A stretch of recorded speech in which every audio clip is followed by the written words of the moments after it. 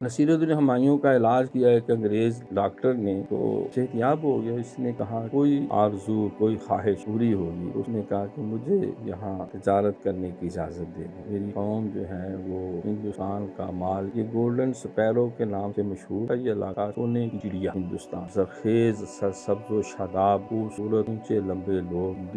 دنیا کی ہر نعمت اس میں، سب سے بہترین پہاڑ بھی، دریا بھی، سمندر بھی، ریگستان بھی، میدان بھی، پٹھوہار بھی، اور ہر طرح کی نعمتیں یہاں موجود ہیں۔ اب وعدہ کیا تھا، اس نے اجازت دے دی۔ انہوں نے تجارتی قافلے لا کے آہستہ آہستہ ایسٹ انڈیا کمپنی بنا لی، جنہوں نے آہستہ آہستہ پہلے جو ہے وہ بنگال کو لتاڑا، نواب سراج الدولہ کو، پھر میسور میں ٹیپو سلطان کو میر صادق کی غداری کے ساتھ، وہاں میر جعفر نے غداری کی، جعفر از بنگال و صادق از دکن، ننگے آدم ننگے دی ننگے وطن، علامہ نے کے بارے میں کہا۔ ضرب المثل جس طرح عبداللہ بن ابی ہے، اسی طرح پاک و ہند میں میر جعفر اور میر صادق۔ حال کیا انگریزوں کا طوطی بول رہا تھا، لارڈ ڈلہوزی نے، لارڈ کلائیو نے، جو بڑے بڑے ان کے سپہ سالار تھے، انہوں نے اپنی جانفشانی سے ایسٹ انڈیا کمپنی سے بتدریج بڑھتے بڑھتے چھوٹی چھوٹی ریاستوں پہ قبضہ کرتے کرتے 1857 میں آخری ضرب کاری لگائی اور بہادر شاہ ظفر